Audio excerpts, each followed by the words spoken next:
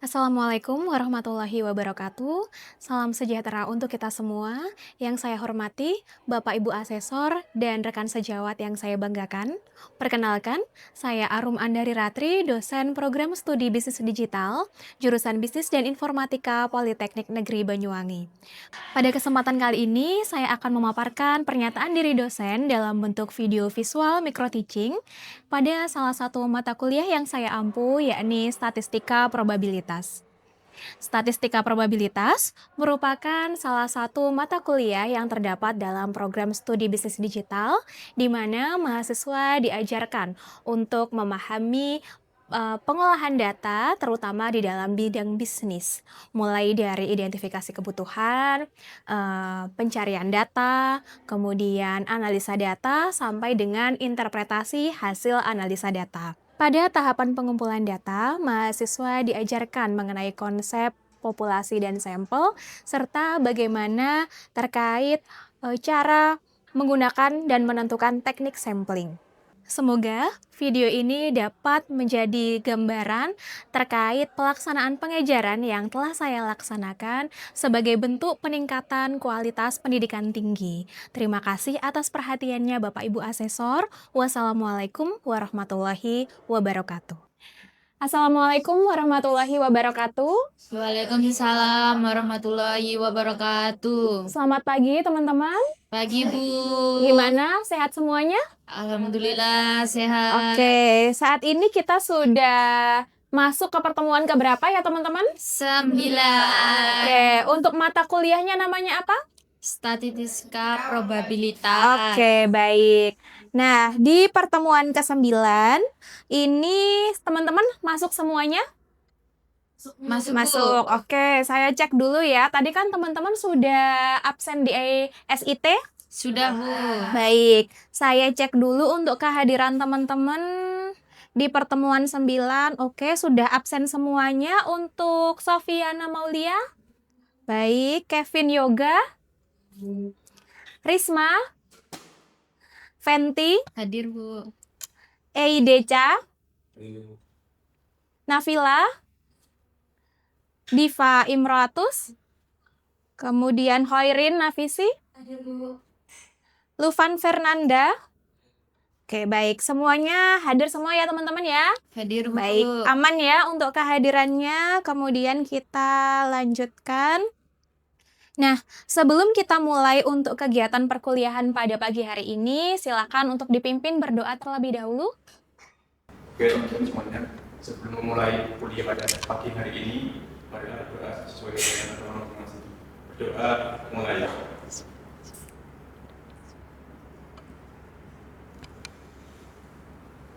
Berdoa selesai.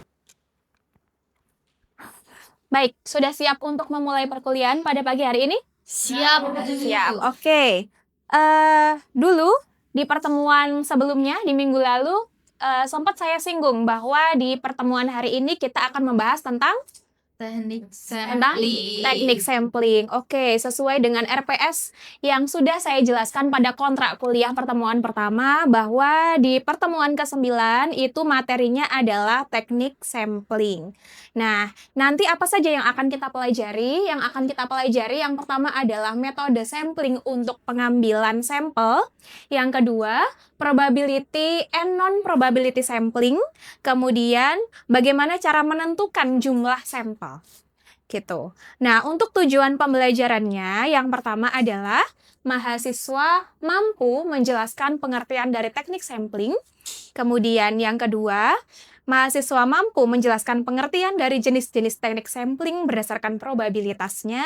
Dan yang ketiga, mahasiswa mampu mengaplikasikan teknik sampling sesuai dengan tujuan penelitiannya. Jadi harapannya setelah teman-teman mengikuti perkuliahan pada hari ini, teman-teman sudah bisa menguasai ini semua. Siap ya teman-teman? Siap Bu. Baik. Oke, berbicara tentang teknik sampling, kalau di dalam suatu penelitian, terutama penelitian di bidang bisnis, itu ada, kita kenal istilahnya, ada yang namanya populasi, ada yang namanya sampel. Ada yang tahu apa itu populasi dan apa itu sampel? Oke, Mbak Fenty gimana? Populasi dan sampel perbedaannya apa itu? Kalau populasi itu jumlah dari keseluruhan, kemudian sampel merupakan jumlah dari masing-masing dari keseluruhan. Jumlah masing-masing dari keseluruhan. Oke, ada pendapat yang lain? Oke, ada pendapat lain teman-teman? Saya Oke, silakan Mas Lufan. populasi yaitu sekumpulan objek yang dapat dibedakan berdasarkan karakteristik tertentu. Oke, kemudian kalau sampel? Sampel adalah sebagian dari populasi. Oke, baik. Nah, coba kita pahami bersama-sama ya teman-teman, apa itu definisi dari populasi dan sampel.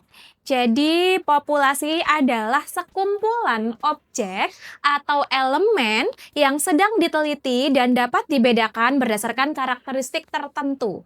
Jadi, intinya populasi adalah keseluruhan dari objek yang akan kita teliti. Kalau sampel adalah sebagian dari populasi. Kuncinya di situ. Jadi, apa tadi perbedaannya kalau populasi adalah keseluruhan atau sekumpulan dari terus kemudian kalau sampel? Oke, sip. Nah, kalau diilustrasikan dalam gambar ini yang ada di kotak biru, ini adalah populasi. Jadi orang-orang yang ada di sini ini, sekumpulan orang-orang yang ada di sini itu adalah populasi. Kemudian kalau kita ambil sebagian dari populasi, kita ambil secara acak di sini sebagian dari populasi, misal yang mau kita ambil diilustrasikan dengan orang berwarna orange. Di sini kan ada nih orang-orang yang warnanya orange ya teman-teman. Nah, yang ini kemudian kita ambil, misalkan kita taruh di dalam kotak yang sebelah sini, ini disebut dengan sampel. Jadi bisa dipahami ya perbedaan antara populasi dan sampel. Oke. Nah, tekniknya, cara pengambilan sampel pada populasi ini disebut dengan teknik sampling. Nih, teknik sampling yang ada di sini. Jadi bisa dipahami pengertian dari teknik sampling, teman-teman? Bisa. Apa itu? Oke, cara pengambilan sampel dari populasi. Oke, nah, jadi di sini pengumpulan data itu dapat dilakukan dengan sampling. Sampling sendiri adalah cara pengumpulan data dengan mengambil hanya sebagian dari anggota populasi untuk diselidiki. Jika semua anggota populasi diambil sebagai data dan diselidiki satu persatu, maka disebut dengan sensus. Teman-teman tahu sensus? Tahu. Rumahnya pernah didatangi petugas sensus nggak? Pernah. Nah, kalau petugas sensus tuh nggak boleh dipilih-pilih, itu nggak boleh. Harus semua didata, gitu. Semua diambil sebagai data. Itu yang namanya sensus, gitu. Sampai di sini bisa dipahami ya pengertian dari populasi dan sampel, teman-teman? Bisa. Oke. Nah, untuk menguji pemahaman teman-teman, di sini saya punya kuis. Nah, di sini ada kuis. Jadi, diilustrasikan seperti ini. Dalam penelitian di bidang kedokteran, darah yang ada pada setiap orang merupakan keseluruhan objek yang dapat diamati. Namun, ketika dilakukan pemeriksaan laboratorium, peneliti hanya mengambil sebagian darah untuk dianalisis. Berdasarkan ilustrasi tersebut, manakah pernyataan yang paling tepat? Di sini ada 4 opsi, A, B, C, dan D. Kira-kira mana yang paling tepat sesuai dengan definisi populasi dan sampel tadi? Yang B, yakin? Kenapa? Karena populasi di situ tertulis bahwa seluruh darah yang aku mempunyai adalah sebagian darah yang diambil. Oke, sip. Boleh nggak sampelnya seluruh darah? Tidak. Kenapa? Oke. Bentar. Kalau misalnya ada orang sakit, cukup-cukup datang ke rumah sakit nih, mau dilihat sakit apa, mau diperiksa sakit apa. Ada nggak kasus yang pernah ngambil seluruh darahnya orang untuk diteliti? Kasian kan orangnya? Jadi nggak punya darah nanti. Oke, jadi perlu diambil sedikit aja untuk sebagai sampel. Oke, bisa dipahami ya teman-teman sampai sini ya? Oke, good. Nah, di sini ada sifat-sifat yang harus dimiliki oleh sampel. Yang pertama mempunyai sifat yang dimiliki oleh populasi. Jadi sampel itu harus memiliki sifat yang dimiliki oleh populasi, kemudian mewakili dari populasi. Selanjutnya yang ketiga dapat dipergunakan untuk menggeneralisasi hasil analisis. Jadi hasilnya ketika kita melakukan analisis data menggunakan sampel dan melakukan analisis data menggunakan populasi harusnya sama. Gitu. Kalaupun nanti ada perbedaan ya sedikit aja perbedaannya. Gitu. Contoh, teman-teman tahu pemilu? Tahu. Nah, ketika pemilu itu padahal perhitungannya secara resmi belum keluar, belum rilis. Tapi di pemberitaan-pemberitaan online, di televisi, itu kan biasanya sudah keluar tuh hasilnya. Nah, itu pakai quick count atau hitung cepat. Nah, hitung cepat itu kenapa dia bisa tahu duluan walaupun semua datanya belum dikolek, belum dihitung secara resmi? Oke, perhitungan quick count itu mengambil datanya berupa sampel dari hasil pemilu. Biasanya mereka akan menugaskan beberapa petugas di beberapa titik, jadi nggak di seluruh titik. Karena kalau seluruh titik pasti kan akan memakan waktu, biaya, kayak gitu. Nah, jadi proses quick count itu nanti dihitung dari beberapa titik aja. Nah, dari titik-titik tersebut yang diambil sampelnya tadi. Nah, kemudian dari sampel tadi dikumpulkan, kemudian dilakukan perhitungan. Nah, makanya kan kalau di pemberitaan di TV atau di pemberitaan media online, hasil perhitungan quick count biasanya dia kan nggak jauh berbeda dengan perhitungan realnya kan? Nah, itulah salah satu contoh kita menggunakan sampel untuk masalah sehari-hari. Contohnya yang tadi di pemilu tadi. Quick count bisa menghemat biaya, bisa menghemat waktu. Gitu. Nah, selanjutnya teknik sampling itu berdasarkan peluang pemilihannya, itu ada probability sampling dan ada non-probability sampling. Bisa sambil dicermati dulu di depan. Oke. Probability sampling itu adalah cara pengambilan sampel di mana setiap elemen atau individu anggota populasi memiliki kesempatan yang sama. Itu untuk probability sampling. Nah, untuk non-probability sampling, di sini dia tidak mendapatkan kesempatan yang sama. Jadi sama-sama mengambil sampel, tapi kalau yang probability sampling, semua populasi itu mendapatkan kesempatan yang sama. Tapi kalau di non-probability sampling, dia populasinya tidak mendapatkan kesempatan yang sama. Contohnya apa? Nah, di sini. Di sini ada teknik sampling, ada probability sampling, ada non-probability sampling.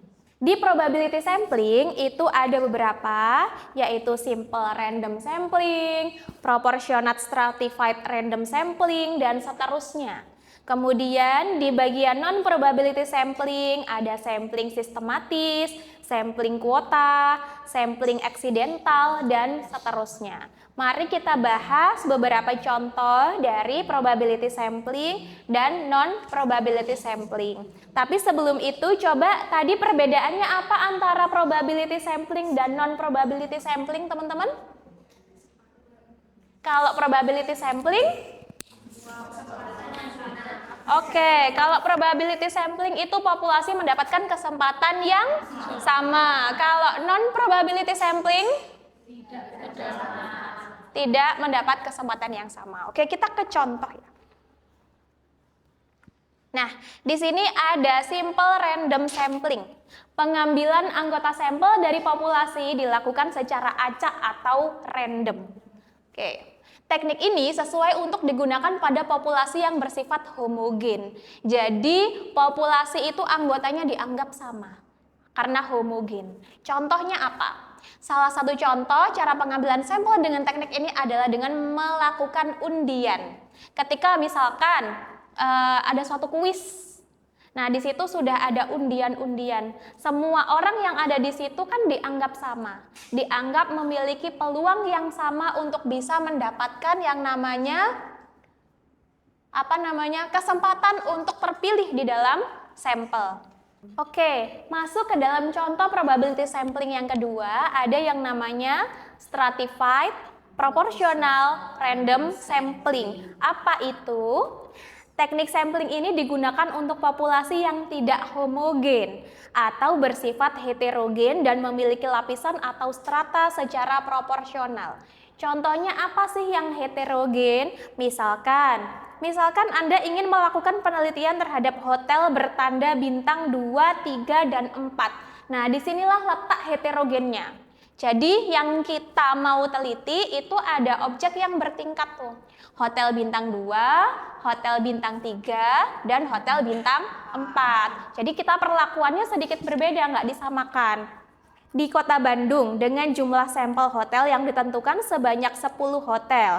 Data historis tentang jumlah hotel bertanda di Kota Bandung menunjukkan hotel bertanda bintang 5 sebanyak 3. Terus bintang 4 sebanyak 8, bintang 3 sebanyak 11. Nah, bintang 2 sebanyak 2, dan bintang 1 sebanyak 36. Karena yang mau kita teliti adalah hotel bintang 2, 3, dan 4, coba kita fokus aja ke hotel bintang 2, 3, dan 4.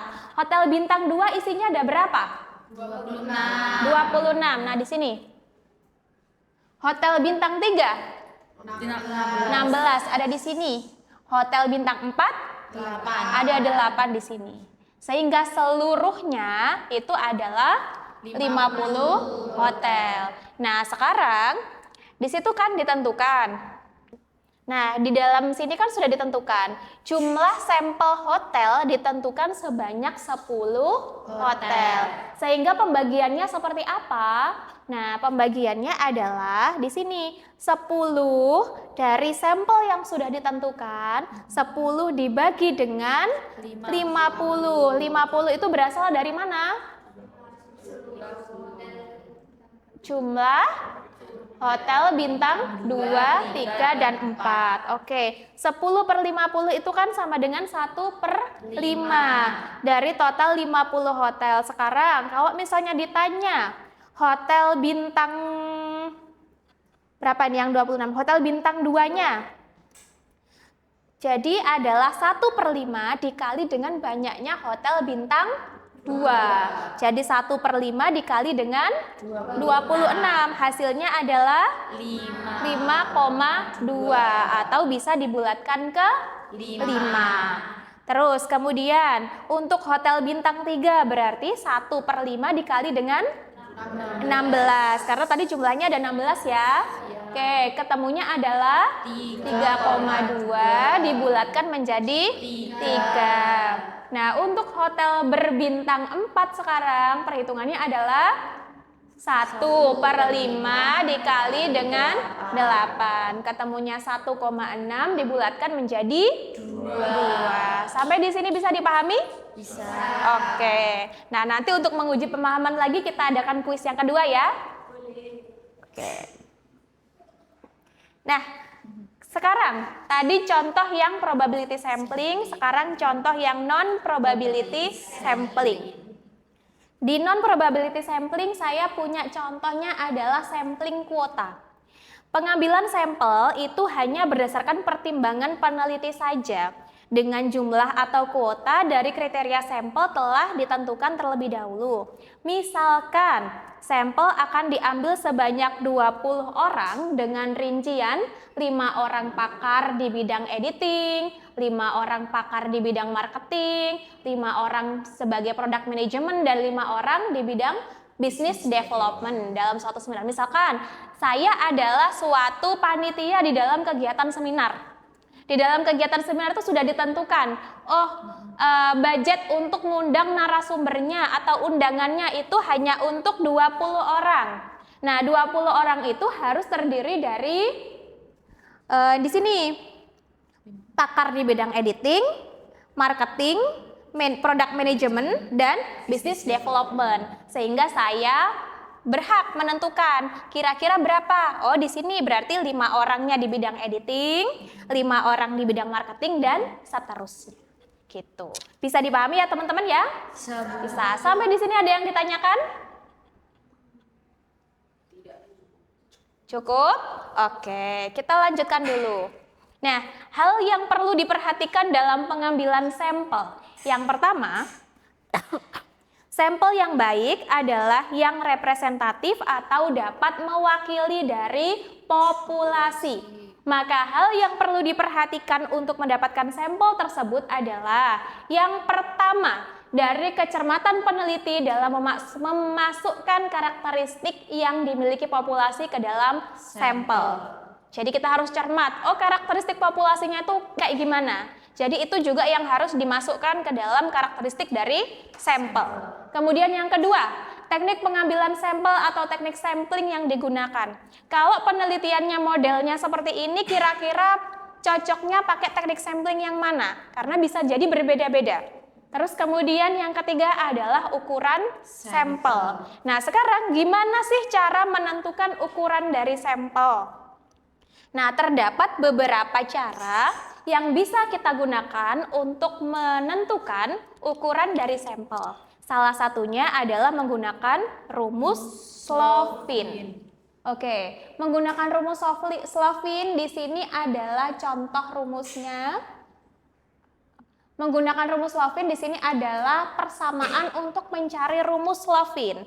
Jadi bunyinya adalah N kecil sama dengan N besar dibagi dengan 1 plus N dikali E pangkat 2. N kecil itu adalah ukuran sampel minimal. jadi yang mau teman-teman cari tadi ukuran sampelnya itu berapa? Nah itu disimbolkan dengan N kecil seperti ini. Kemudian N besar itu apa?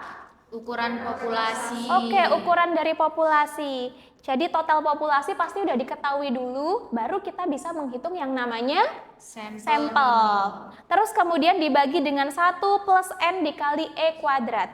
1 plus N-nya di sini nanti dimasukkan lagi ukuran populasi. Nah, E kuadrat itu apa di sini? Toleransi ketidaktelitian karena kesalahan pengambilan sampel. Oke. E itu adalah toleransi ketidaktelitian karena kesalahan pengambilan sampel atau bisa juga disebut dengan taraf nyata. Oke, biasanya besaran ini yang menentukan adalah peneliti sendiri. Contoh, berdasarkan data historis selama 6 bulan, terakhir tercatat sebanyak 5.000 pengguna jasa yang datang ke suatu perusahaan PT XYZ. Dengan menggunakan batas ketelitian sebesar 10%, berapa besar ukuran sampel minimal yang diambil dalam penelitian yang akan digunakan? Oke, kita punya di sini ada beberapa nilai. Yang pertama 5.000 dan kemudian 10%. Kira-kira 5.000 itu apanya? Ukuran populasi. Oke, populasi. Kalau di dalam rumus simbolnya apa? N besar. N besar. N besar atau N kecil? Besar. Kenapa bukan N kecil? Karena N kecil. Oke. Terus kemudian di sini 10% itu apa? Oke, kalau di dalam rumus simbolnya adalah E. Nah, sekarang kita tinggal masukkan aja ke dalam rumusnya. Di sini N kecil sama dengan N besar dibagi dengan 1 plus N besar dikali dengan E kuadrat. N besarnya adalah 5.000 dibagi dengan 1 plus 5.000 dikali 0,1 pangkat 2. Sebentar, tadi di soal 10%. Kok di sini bisa jadi 0,1 dari mana? Jangan desimal. Didesimalkan. 10% itu kalau didesimalkan adalah 0,1. Kemudian dikuadratkan, dikalikan dengan ini, terus kemudian dijumlahkan dengan 1. Nah, nanti dibagi 5.000 dibagi dengan hasil dari perhitungan yang sebelah sini. Hasilnya adalah 98, sehingga dibulatkan menjadi 98 orang. Sampai di sini bisa dipahami? Bisa. Ada yang ditanyakan? Aman? Aman. Oke, kita untuk menguji pemahaman teman-teman selanjutnya kita ke kuis kedua. Oke. Coba disiapkan alat tulisnya karena butuh ngitung ya. Contoh kuis kedua, misalkan akan diteliti tingkat pelayanan yang diberikan oleh karyawan di perusahaan jasa. Tercatat sebagai data historis jumlah populasi terdiri atas manajer, supervisor, pelaksana yaitu sejumlah 125 orang. Jadi totalnya di sini adalah 125 orang. Dengan masing-masing sesuai ini ya, manajer 15, SPV-nya ada 75, pelaksana ada 35. Berapa jumlah sampel minimum yang diambil untuk melakukan penelitian jika taraf nyatanya sebesar 5%? Sudah ketemu? Oke. Hasilnya berapa teman-teman? 95 orang. Oke, total populasinya ketemunya adalah 95. 95 orang. Cuman di sini kan ada stratified tadi ya, ada tingkatan. Iya. Nah, di sini manajernya 15 orang, SPV-nya 75, pelaksana 35. Masing-masing 95 orang tadi pembagiannya seperti apa? Manajernya berapa? Didapatkan 11 orang. Ya. Kemudian supervisornya didapatkan 57 orang. Oke. Kemudian pelaksana didapatkan sebanyak 27 orang. Oke, baik. Coba kita bahas bersama-sama ya, teman-teman ya. Oke, menggunakan rumus Slovin. Menggunakan rumus Slovin ketemunya adalah 95 orang. Oke, ada yang belum ketemu? Sudah ketemu semua teman-teman? Sudah. Sudah, oke, good. Terus kemudian kita tinggal cari masing-masingnya. Ada manajer, ada SPV, dan juga ada pelaksana. Nah, untuk manajernya berarti tadi nanti 95. Oh, di sini tinggal dibalik aja. Jadi 15 dibagi dengan 125 dikalikan dengan 95. Ketemunya adalah 11,4 dibulatkan menjadi berapa? 11 orang. Kenapa dibulatkannya nggak 12? Dikarenakan angka di setelah koma di bawah. Oke, di bawah 0,5. Jadi pembulatannya ke bawah. Kemudian di sini SPV-nya 75 per 125 dikali 95 ketemunya adalah 57 orang. Dan pelaksana adalah 35 dibagi dengan 125 dikali 95 ketemunya adalah 27 orang. Oke, sampai di sini bisa dipahami semuanya teman-teman? Bisa. Sudah ketemu semua hasilnya? Sudah. Sudah, oke. Ada yang mau ditanyakan terkait materi kita mulai dari awal sampai dengan akhir? Cukup dipahami? Cukup. Oke, baik. Kalau cukup dipahami, mungkin kita cukupkan dulu pertemuan kita pada sesi ini, teman-teman. Terima kasih atas perhatiannya. Namun, ada oleh-oleh ya untuk dibawa ke rumah, supaya nanti teman-teman nggak lupa. Kita ada beberapa latihan sebagai tugas teman-teman di rumah. Yang pertama, jelaskan pengertian dari masing-masing teknik sampling yang ada pada slide ke-9. Slide ke-9 itu yang ini. Nah, yang ini kan ada macam-macam tuh. Ada probability sampling sama non-probability sampling. Dan ini ada macam-macam isinya. Nanti teman-teman cari apanya? Pengertiannya. Jadi setelah teman-teman cari pengertiannya, kemudian teman-teman cari contohnya. Terus ke yang ketiga, di sini disuruh mencari apa ini? Sampel minimum. Sampel minimum. Teman-teman bisa gunakan apa? Rumus Slovin. Rumus Slovin. Oke, bisa dipahami terkait tugas? Bisa. Ada yang ditanyakan? Baik, kalau gitu terima kasih atas perhatiannya. Kita cukupkan dulu pertemuan kita pada hari ini. Semoga apa yang kita pelajari hari ini bisa bermanfaat untuk kita semua ya teman-teman. Amin. Mohon maaf atas kurang lebihnya. Wassalamualaikum warahmatullahi wabarakatuh. Waalaikumsalam warahmatullahi wabarakatuh.